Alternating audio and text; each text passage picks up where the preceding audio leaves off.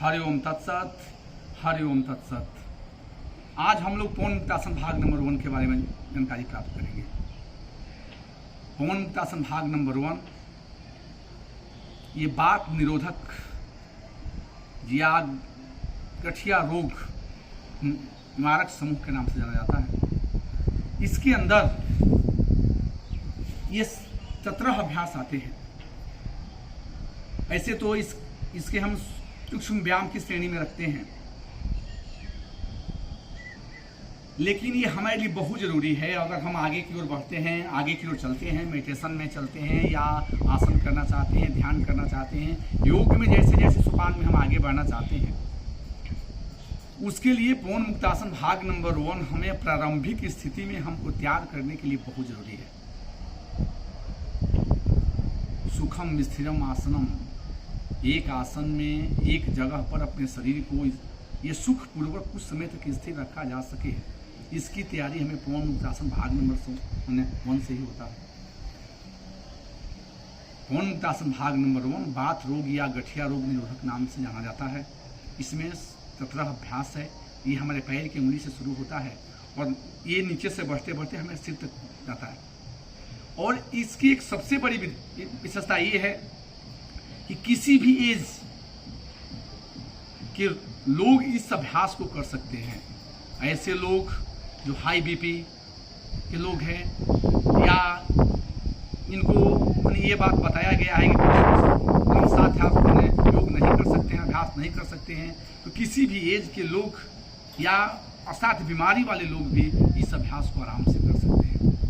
तो जो इसमें हमारा अभ्यास है, इस अभ्यास को हम शुरू करते हैं। पहला अभ्यास है आपका पादांगुली नमन।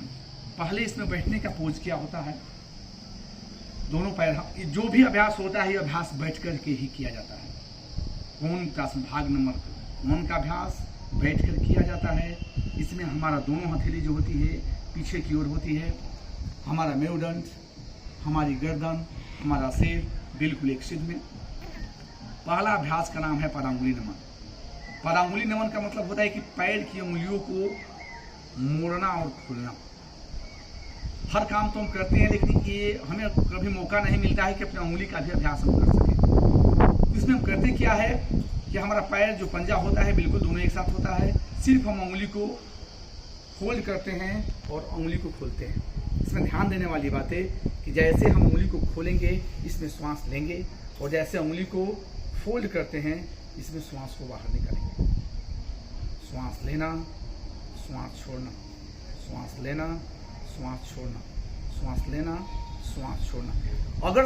अगर अपने श्वास के द्वारा जो हम श्वास लेते हैं इसके द्वारा एक्सरसाइज को जोड़ दिया जाए तो हमें 100% इसका जो बेनिफिट होता है वो बेनिफिट मिलता है और बेनिफिट मिलेगा। तो आराम से इस अभ्यास को 10 बार दोनों पैरों, अगर आप सिंगल पैर से करना चाहते हैं या दोनों पैर को एक साथ लेकर करना चाहते हैं, इस अभ्यास को किया जा सकता है। इसके बाद हम पढ़ते हैं, तो इसके बाद हमारा ये जो अगला अभ्यास है ये है हमारा गुल्फ नमन। तो ये गुल्फ जो होता है इसमें हम करते क्या है, दोनों पैर का पंजा बिल्कुल स्ट्रेट, जो पंजा की उंगली होती है ये आकाश के रुख। इसमें लंबा श्वास लेकर के जितना पीछे की ओर खींचना है इसको पीछे की ओर खींचते हैं। श्वास छोड़ते हुए हमारी पंजा जमीन की रुख, ये जमीन की ओर जितना जा सकता है उतना जाएगा। दोनों पैर बिल्कुल जमीन के स्ट्रेट रहेगा। Up down, up down. ये अभ्यास को कम से कम 10 बार, जो भी पैर की जो नसें होती है उसका बिल्कुल ही खिंचाव होता है, और इसमें जो भी एसिडिटी या जो भी गैसेज होती है या जो भी प्रक्रिया होती है, हमारा जो गुल्फ होता है वो गुल्फ बिल्कुल आपका रिलैक्स हो जाता है। इसके बाद जो ये हमारा अगला अभ्यास होता है ये है गुल्फ चक्र। तो गुल्फ चक्र में हम करते क्या है, तो इसमें अभ्यास दोनों पैरों से, अगर सिंगल पैर से करना चाहते हैं तो दोनों पैरों को हल्का फैलाव रखते हैं। अगर दाहिना पैर से अगर हम करना चाहते हैं तो दाहिना पैर को क्लॉकवाइज और एंटी क्लॉकवाइज, क्लॉकवाइज 5 बार एंटी क्लॉकवाइज। ध्यान देने वाली बात है कि जब ये चक्र बन रहा है ऊपर की ओर जाता है तो हम श्वास लेते हैं, और नीचे की ओर जाता है तो श्वास को छोड़ते हैं। ध्यान से देने वाली बात है, एड़ी बस जमीन पर, ऊपर की ओर जाएगा श्वास लेना, नीचे की ओर आएगा श्वास को छोड़ना। सेम ये बाएं पैर के साथ क्लॉकवाइज, एंटी क्लॉकवाइज। ये अभ्यास को 8-8 बार या 10-10 बार एकदम बिल्कुल इस अभ्यास को मुझे करना है। अगला अभ्यास में इसमें एक बात और होता है कि दोनों पैरों को एक साथ हम लाते हैं। दोनों पैरों को एक साथ लाने पर दोनों पैरों को एक साथ मूवमेंट करते हैं। दोनों पैरों को अलग अलग, फिर दोनों पैरों को एक साथ, क्लॉकवाइज और एंटी क्लॉकवाइज, क्लॉकवाइज 8 टाइम और एंटी क्लॉकवाइज 8 टाइम। और श्वास के द्वारा जो हमारा रिदम है अपने श्वसन क्रिया का, उस रिदम के द्वारा इसे हम अटैच करेंगे। जो रफ्तार, जो स्पीड हमारा श्वास का है, बिल्कुल ही नॉर्मल श्वास, अपने आंखों को बंद रखेंगे और हमारी चेतना, हमारी सजगता बिल्कुल अपने गुल्फ के ऊपर, जो हमारा गुल्फ चक्र कर रहा है। अगला अभ्यास में चलते हैं। तो अगला अभ्यास आता है गुल्फ घूर्णन। तो गुल्फ घूर्णन में हम क्या करते हैं कि अपने दाहिने पैर को घुटने से मोड़ते हैं, और दाहिना जो हमारा गुल्फ है वो बाएं जांघ से बाहर इतना उसको लेकर के आए कि वो बाएं जांघ से बाहर निकल जाए। और दाहिना जो हमारी हथेली होती है, जो उंगलियां होती है, वो हमारे दाहिने गुल्फ के ऊपर।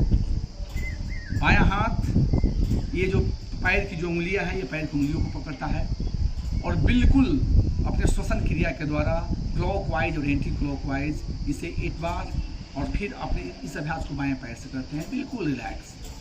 बाहर रखने का मतलब ये होता है कि हमारा गुल्फ आराम से घूर्णन कर सके, हमें महसूस हो कि हमारा गुल्फ घूर्णन कर रहा है। बिल्कुल रिलैक्स मूड से अपने आंखों को बंद किया जा सकता है, आंख को आप बंद कर सकते हैं और गुल्फ का घूर्णन आराम से क्लॉकवाइज और एंटी क्लॉकवाइज 8 टाइम। स्पीड नहीं लेना है, स्पीड को नहीं बढ़ाना है, अपने श्वास की जो रफ्तार है, आपकी श्वसन क्रिया है, उसके द्वारा। सेम अभ्यास, दाहिना पैर को सीधा रखेंगे, बाएं पैर को फोल्ड। ये जो हमारा घूर्णन है, ये हमारा गुल्फ है, ये हमारे जांघ से बाहर। बायां हाथ बाएं गुल्फ पे, और ये पंजा जो दाहिना हाथ है, दाहिना हाथ से बाएं पैर की उंगलियों को। फिर वही प्रक्रिया क्लॉकवाइज, मैंने घड़ी के रोग, या बाएं से दाएं या दाएं से बाएं, जो प्रक्रिया जिस शब्द में आप बोलना चाहते हैं उस रूप में इसका वर्णन किया जा सकता है। योग वही होता है जो आम लोगों की भाषा होती है, जो आप समझ सके उस भाषा में इसकी व्याख्या को किया जा सकता है। इस अभ्यास के बाद जब हम इसके आगे बढ़ते हैं, गुल्फ के बाद बढ़ते हैं, तो इसका 3 अभ्यास हुआ और आपका अभ्यास एक इसका हुआ, 4 अभ्यास। इसके बाद जो इस पार्ट पर बढ़ते हैं तो इसको बोलते हैं, जिसको हम घुटना कहते हैं, इसको कहते हैं जानु। तो अगला अभ्यास होता है जानु फलक आकर्षण। जानु फलक आकर्षण, ये जो तीनों चारों अभ्यास है, हम एक देखते हैं कि हमारे शरीर का इतना वेट होता है, हमारे शरीर के वेट को जो घुटना के ऊपर काफी दबाव पड़ता है। आज जो भी हमारे प्रशिक्षु सिपाही है या जो लोग भी है, तो आम बात हो जाती है कि हमारे जो घुटना है, घुटना में दर्द कर रहा है, मैं लोड नहीं ले पा रहा हूँ, या जैसे जैसे उम्र बढ़ती है, उम्र बढ़ने के अनुसार जो हमारा वात होता है, जो हमारा गठिया होता है, अधिकांश हमारे घुटने को ही ग्रसित करता है। तो जानु फलक आकर्षण में होता है कि जो घुटना है, हम श्वास के द्वारा अपने गुल्फ को, जानु फलक को पीछे क्यों खींचते हैं, पीछे खींच करके कुछ समय के लिए उसको होल्ड करते हैं और फिर श्वास छोड़ करके इसको आगे की ओर बढ़ाते हैं। अगर इस मान लें कि पीछे क्यों खींचते हैं, श्वास छोड़ते हैं, ये पार्ट्स आगे की ओर जाता है। तो जानु फलक में होता है कि लंबा श्वास लेना, अपने गुल्फ को, अपने जो ये आपका घुटना है, पीछे की ओर खींचना, मांसपेशियां को हम खींचेंगे और फिर इस श्वास को छोड़ते हुए इस भाग को आगे की ओर बढ़ाते हैं। ये हुआ जानु फलक आकर्षण। अगला अभ्यास इसमें आता है जानु नमन। जानु नमन में क्या करते हैं, दाहिने पैर को जमीन से लमसम 10 सेंटीमीटर ऊपर करते हैं। दाहिना पैर जमीन से लमसम 10 सेंटीमीटर ऊपर, अपने दोनों हाथों को लॉक करते हैं और दोनों हाथों को जांघ के नीचे, दाहिने जांघ के नीचे। इसमें लंबा श्वास लेते हैं, इसमें श्वास नॉर्मल श्वास, और श्वास को छोड़ते हुए अपने जंघा को, जो हमारा चेस्ट है, वो चेस्ट में के पास क्लोज करते हैं। हमारी जो एड़ी होती है हमारे नितंब के पास। फिर श्वास लेना, श्वास को छोड़ना, श्वास लेना, श्वास को छोड़ना। ध्यान रहे कि हमारी एड़ी जमीन को स्पर्श नहीं करेगी। एक पैर जो बायां पैर है बिल्कुल स्ट्रेट, बिल्कुल जमीन को स्पर्श करेगा। यह प्रक्रिया 8 से 10 बार तक हम करते हैं। ये सेम बाएं पैर से लेते हैं, हाथ को लॉक करते हैं, इसमें नॉर्मल श्वास लेते हैं, श्वास छोड़ते हुए क्लोज। हमारा जंघा, बायां जंघा चेस्ट के पास, हमारी एड़ी जो होती है नितंब के पास। आप श्वास लेना, श्वास छोड़ना, श्वास लेना, श्वास छोड़ना। ये भी प्रक्रिया 8 से 10 बार होती है। इस अभ्यास को कहते हैं जानु नमन। अगले अभ्यास में हम चलते हैं तो अगला अभ्यास होता है जानु घूर्णन। तो जो जानु घूर्णन होता है, ये जानु चक्र, जानु चक्र इसको तक लीजिए, होता है हमारा अगला अभ्यास है जानु चक्र। जानु चक्र में हम क्या करते हैं, अपने दाहिने पैर को फोल्ड करते हैं। जो दोनों हथेली होती है, दोनों हथेली को जांघ के पास लॉक, अपने जांघ को लॉक कर देते हैं। बस घुटना जो होता है, घुटना का बाद वाला और घुटना का ये जो पैर होता है, इससे हम सर्किल बनाना है। हम क्लॉकवाइज सर्किल बनाते हैं। इसमें ध्यान देने वाली बातें होती है कि जब हम पिक पॉइंट पर चलते हैं, हमारा पैर सबसे ऊपर रहता है, तो कोशिश करते हैं कि घुटना को बिल्कुल स्ट्रेट हम कर दें। ऊपर की ओर श्वास लेना, नीचे की ओर श्वास छोड़ना, ऊपर की ओर श्वास लेना, नीचे की ओर श्वास छोड़ना। ये अभ्यास 8 से 10 बार तक दाहिने पैर से। सेम ये आपका हुआ क्लॉकवाइज। फिर इस अभ्यास को हम एंटी क्लॉकवाइज लेते हैं। एंटी क्लॉकवाइज जितना बड़ा चक्र हम बना सकते हैं उतना बड़ा चक्र हमारे लिए, जिसको घुटने में दर्द रहता है, उस स्थिति में जो ये मांसपेशियां होती है यहाँ का, यष्टजम्मा जो होता है, ये काम करना स्टार्ट करता है और उसका एक न्यू लाइफ मिलता है। हमारे घुटने को एक न्यू लाइफ मिलता है और इसका जो बल होता है इस स्थान का, या इसमें जो रक्त का संचार होता है, उस व्यवस्थित हो जाता है। फिर इसी अभ्यास को बाएं पैर से लेते हैं, अपने हाथों को बाएं अंगूठे के नीचे लॉक, बिल्कुल लॉक करते हैं, इसको क्लॉकवाइज।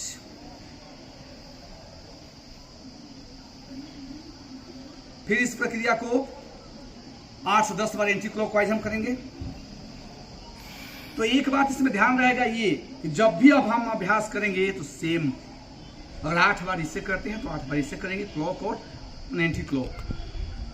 अगला जो हम अभ्यास है, अगला अभ्यास में बढ़ते हैं, उस अभ्यास का नाम है हाफ बटरफ्लाई, अष्टतितली आसन। तो अष्टतितली आसन जो होता है, ये जितने भी अभ्यास है हमें आसन में, पद्मासन हो, सिद्धासन हो, एक स्थिर, हमें अगर मेडिटेशन का अभ्यास करना चाहते हैं, एक हमारे बॉडी को स्ट्रक्चर देते हैं, हमारे बॉडी की एक संरचना प्रदान करते हैं ताकि हम आराम से बैठ सकें। आराम से बैठ करके अपने शरीर को योग रूपी आसन में तब्दील कर सकें। तो अगला जो अभ्यास होता है हाफ बटरफ्लाई का, इसमें करते हैं क्या है, दाहिने पैर को फोल्ड करते हैं।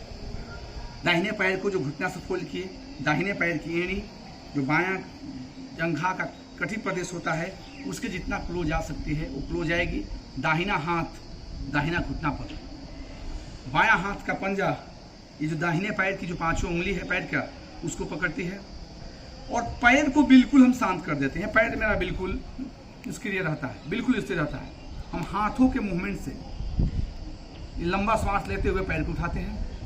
कोशिश करते हैं कि जो हमारा घुटना है, हमारा जो है चेस्ट, इसे स्पर्श करे और श्वास छोड़ते हुए ऊपर से नीचे की ओर दबाते हैं। कोशिश करते हैं कि ये जमीन को स्पर्श करे।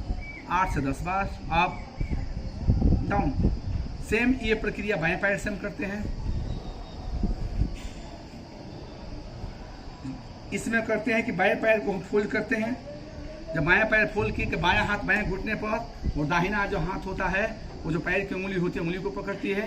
हाथ के द्वारा श्वास को लेते हुए अप डाउन, अप डाउन, ये होता है प्रक्रिया श्वास के द्वारा। एक नॉर्मल श्वास, ये अभ्यास हो जाने के बाद नॉर्मल श्वास के द्वारा 8 से 10 बार तक बिल्कुल फास्ट स्पीड में इस अभ्यास को लेते हैं। बिल्कुल नॉर्मल श्वास, up down, up down, up down, up down, up. इस प्रक्रिया को दोनों पैरों से हम करते हैं।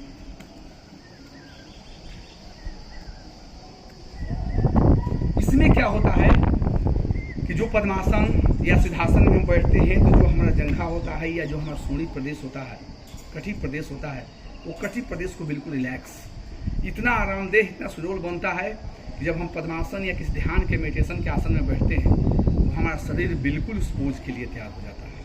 जो आदमी बिल्कुल ही पद्मासन या किसी अभ्यास में नहीं बैठ पाता है, अगर पवन मुक्तासन भाग नंबर 1 का अभ्यास शुरू करता है कि कुछ ही दिनों में उसका शरीर इन आसनों के लिए तैयार हो जाएगा। आगे हम चलते हैं, वो होता है श्रोणी चक्र।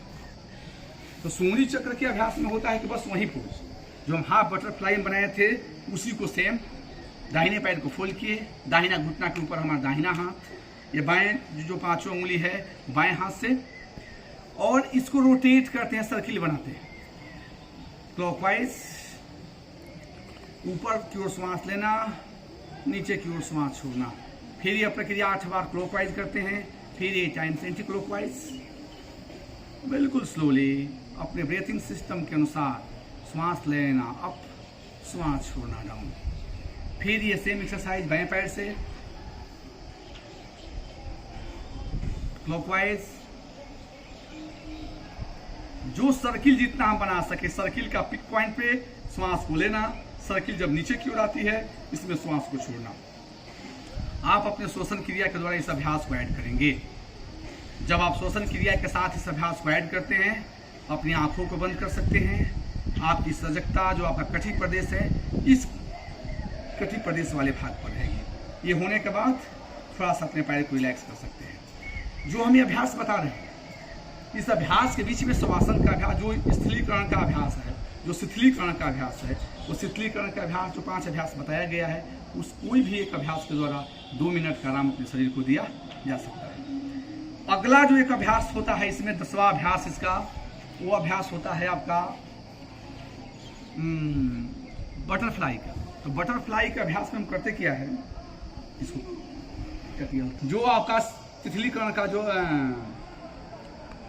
अगला अभ्यास जो बटरफ्लाई का होता है, जिसको कहते हैं पूर्ण तितली आसन। तो पूर्ण तितली आसन में क्या होता है कि दोनों पंजा को लॉक करते हैं। अभी थोड़ा सा पाइट में जो पैंट है, लूजर है, वो हल्का टाइट है, इस अभ्यास का पोज मैं नहीं दे पा रहा हूँ, तो बिल्कुल टाइट करते हैं। और ये जो दोनों पंजा होता है, दोनों पंजा को हम हाथ से पकड़ लेते हैं, आपका मेरुदंड बिल्कुल सीधा रहता है। और ये जो दोनों घुटना होता है, ऊपर की ओर श्वास लेना, नीचे की ओर श्वास छोड़ना। जैसे आप तितली को उड़ाना चाहते हैं, मेरा थोड़ा सा लोअर टाइट होने के चलते इस अभ्यास को मैं मोटा बता नहीं सकता हूँ, इस अभ्यास को करते हैं। इसका एक और रूपांतरण होता है कि जब अभ्यास हम 8 या 10 बार कर लेते हैं तो बिल्कुल ये पंजा आपका सटा रहेगा, दोनों हाथ आपका इस पर चला जाएगा, और दोनों हाथों से अपने जो दोनों टखना है इसको जमीन में स्पर्श कराना होता है। बिल्कुल जब ये प्रक्रिया करने में हम अगर निपुण हो जाते हैं, इसका मतलब ये होता है कि ध्यान के जो मेन आसन है, पद्मासन है या सिद्धासन है, उसमें हम निपुणता प्राप्त करने की ओर अग्रसर हो चुके हैं। उस अभ्यास में कुछ समय तक हम अपने आप को बैठा सकते हैं। तो ये नीचे का अभ्यास 10 हुआ।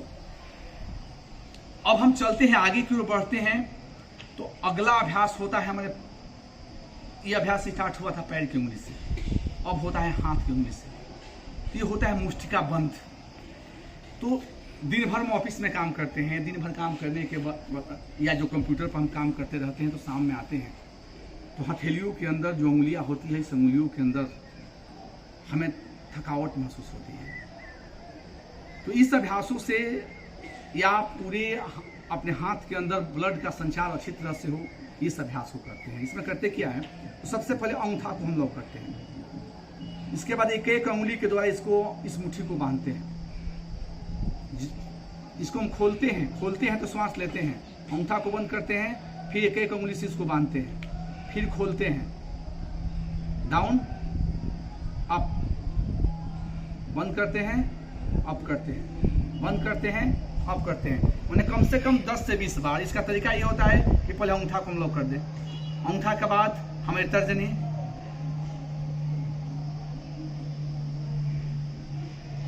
मध्यमा, अनामिका और कनिष्ठिका, इसके बंद करते हैं। जब बंद करेंगे तो श्वास को छोड़ते हैं, जब इसको ओपन करते हैं तो श्वास को लेते हैं। तो श्वास के द्वारा इस क्रिया को 10 से 20 बार तक डेली इस अभ्यास को किया जा सकता है।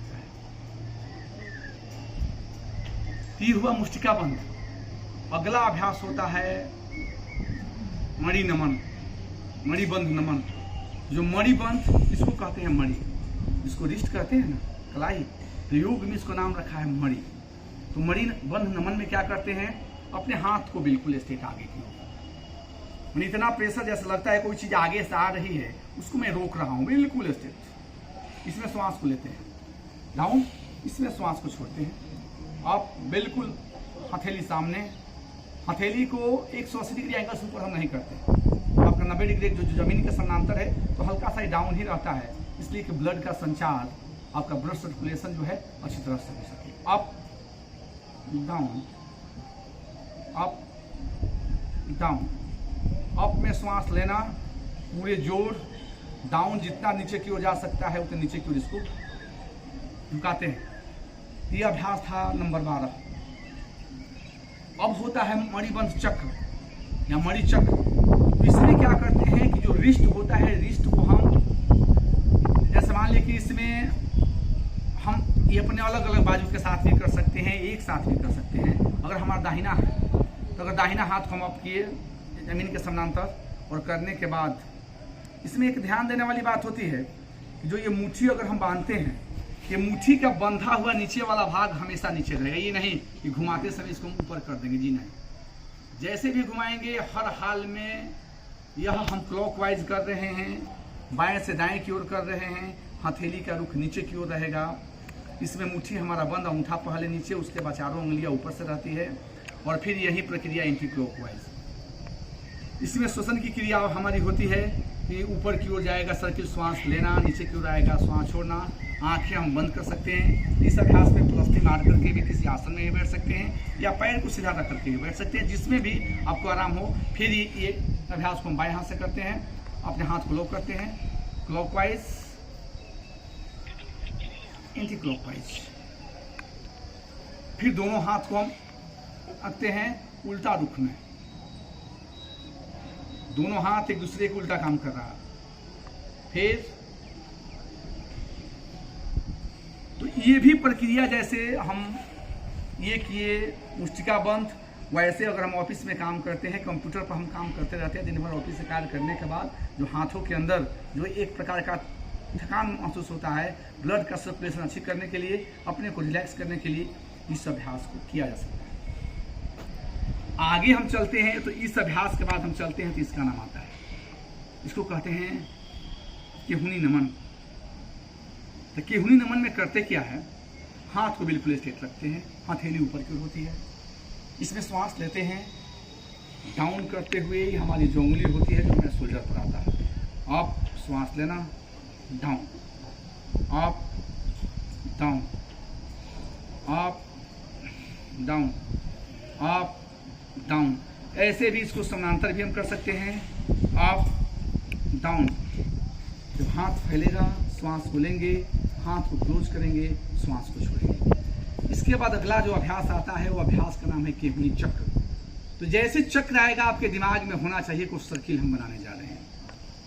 चक्र को आप इस बात को ध्यान रखेंगे, जैसे चक्र आता है तो वो सर्किल हमारी बनेगी। इस केहुनी को पकड़ना, हम अपने दाहिना हाथ को फोल्ड किए, बाएं हाथ को इसके नीचे रखे, और इसको हम क्लॉकवाइज एक सर्किल बना दें। ऊपर की ओर श्वास लेना, नीचे की ओर श्वास छोड़ना, फिर एंटी क्लॉकवाइज, इसमें श्वास लेना, श्वास छोड़ना 8 बार क्लॉकवाइज, 8 टाइम एंटी क्लॉकवाइज। फिर बाएं हाथ को हम लेते हैं, तो बाएं हाथ को फोल्ड करते हैं, तो दाहिना हाथ का पंजा, ये जो बाजू का ऊपर वाला भाग होता है इसके पास होता है, और हम क्लॉकवाइज सर्किल बना रहे हैं।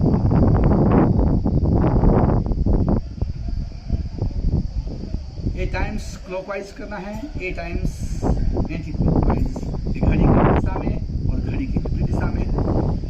तो ये हुआ हमारा केहुनी चक्र। जब केहुनी के बाद हम चलते हैं तो अगला पारी आता है स्कंध का, जिसे शोल्डर कहते हैं ना, स्कंध। तो ये स्कंध चक्र का जो अभ्यास होता है विशेष करके सर्वाइकल के लिए, सर्वाइकल स्पेंडिस की जिसकी समस्या होती है उसके लिए बहुत कारगर होता है। जिसके जो गर्दन होता है, पीठ होता है, दिन भर कुर्सी पर चेयर पर बैठे बैठे अगर हमारा मन थक जाता है, गर्दन के ऊपरी भाग में या पीठ वाले भाग में दर्द होता है, या जिससे सर्वाइकल की समस्या है, वैसे लोगों को ये अभ्यास हर हाल में फायदेमंद होता है, उसे हर हाल में करना चाहिए। तो इसे भी सिंगल हाथ से भी किया जाता है, दाएं हाथ से भी कर सकते हैं, बाएं हाथ से कर सकते हैं, दोनों से कर सकते हैं। लेकिन एक साथ अगर आप परिपक्व बन चुके हैं तो दोनों हाथों से कर सकते हैं। इसमें करते क्या है, अपने हाथों को जो दोनों पंजा होता है दोनों शोल्डर पर, उसको मोड़ते हैं इसे, ये भाग। इसमें हम क्लॉकवाइज अपने को सर्किल बनाते हैं। ध्यान देने वाली बात है, ये जब पीछे जाता है तो दोनों जो हमारा ये जो रिस्ट होता है, ये जो दोनों हथेली का भाग है, दोनों एक दूसरे को स्पर्श करेगा। आगे की ओर जाता है तो कोशिश करना है कि जो केहूनी है ये दोनों आपस में स्पर्श करे।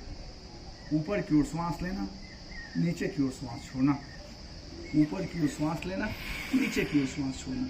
फिर इस अभ्यास को 8 से 10 बार हम क्लॉकवाइज करते हैं, फिर 8 से 10 टाइम्स एंटी क्लॉकवाइज। फिर वही बात, केहूनी को कोशिश करें। शुरू में ये संपर्क नहीं हो पाता है तो इसमें विशेष जोर नहीं देना है। कोशिश करना है कि आदर्श रूप हम लें। जैसे जैसे आपका शरीर, जैसे जैसे आपका बॉडी लचीला बनता जाएगा, आपका शरीर उसके अनुसार मूवेबल होता जाएगा। पहले विशेष जोर नहीं देना है, किसी भी अभ्यास में जोर नहीं देना है। वो जैसे जैसे आप अभ्यास को अगर स्टार्ट करते हैं, कुछ दिन अभ्यास करते हैं, उसको पकड़ सकते हैं। लास्ट अभ्यास हमारा है, इसका 17वां अभ्यास, वो है ग्रीवा संचालन। तो ग्रीवा संचालन गर्दन का अभ्यास होता है। तो ग्रीवा संचालन में एक बात इसमें ध्यान देने वाली बात ये होती है कि जो हाई बीपी के रोगी होते हैं, तो हाई बीपी के अगर या आपका सर्वाइकल वाले लोग जिसको विशेष करके गर्दन में दर्द है, उसे ये अभ्यास नहीं करना चाहिए। उसके लिए सीमा नहीं, उसको अपने डॉक्टर से एडवाइस लेने के बाद इस अभ्यास को किया जाता है। तो इसमें हम क्या करते हैं, इसके 4 होते हैं पोज। ग्रीवा संचालन के 4 पोज होते हैं। एक पोज होता है कि गर्दन को आप जितने पीछे ले जा सकते हैं, डाउन। डाउन में आपकी ठुड्डी आपको चेस्ट को स्पर्श करेगी, बिल्कुल रिलैक्स। ऊपर की ओर श्वास लेते हुए, श्वास छोड़ते हुए डाउन, श्वास लेते हुए, श्वास छोड़ते हुए डाउन।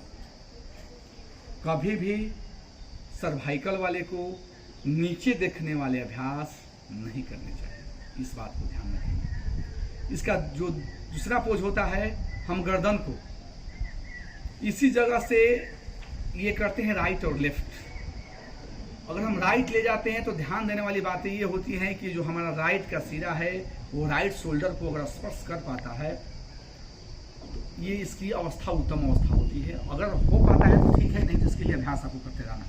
ये देखिए, मैं साइड में खिंचा हो रहा है, बीच में श्वास लेना, राइट और लेफ्ट जाते समय श्वास को छोड़ेंगे। बीच में श्वास ले रहे हैं, राइट, श्वास लेते हुए, श्वास छोड़ते हुए, श्वास लेते हुए, श्वास छोड़ते हुए। ये पोजीशन हुआ नंबर 2, अपनी गर्दन को राइट और लेफ्ट।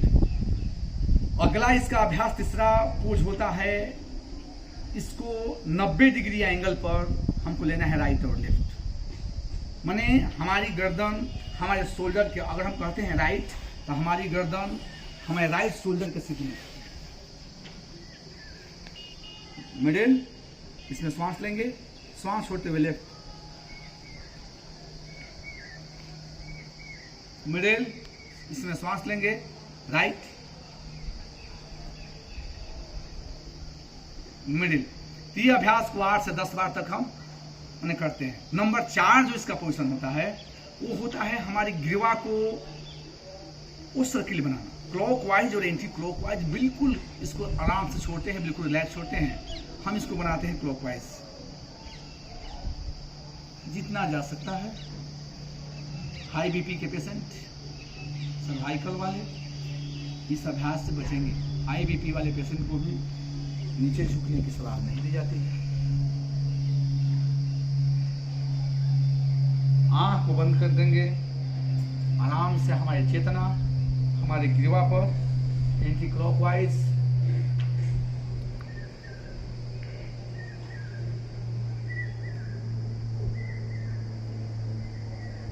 आंख खोल करके भी अगर हमको चक्कर आता है तो इस अभ्यास को यहाँ पर रोका जा सकता है। तो यह पवन मुक्तासन भाग नंबर 1 का जो अभ्यास हुआ, ये हमारा जो अभ्यास 17 अभ्यास है, तो 17 अभ्यास में ग्रीवा संचालन का ऐसा अभ्यास आता है जिसमें हाई बीपी या सर्वाइकल, जिसको विशेष समस्या है, गर्दन में समस्या है, या जिसको विशेष करके गर्दन वाले पार्ट्स पर समस्या होती है, उसे न करने की सलाह दी जाती है। इसके अलावे सभी अभ्यास हर स्टेज के, हर उम्र के, असाध्य बीमारी वाले लोग भी अपने श्वास के द्वारा अपने श्वसन क्रिया को अटैच करके इस अभ्यास को कर सकते हैं, जो हमारे लिए बहुत फायदेमंद होता है। ये तटिका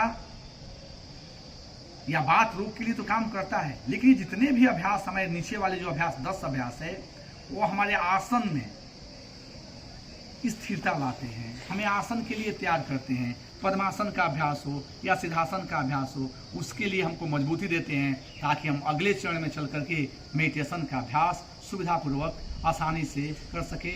हरि ओम तत्सत, हरि ओम तत्सत, हरि ओम तत्सत।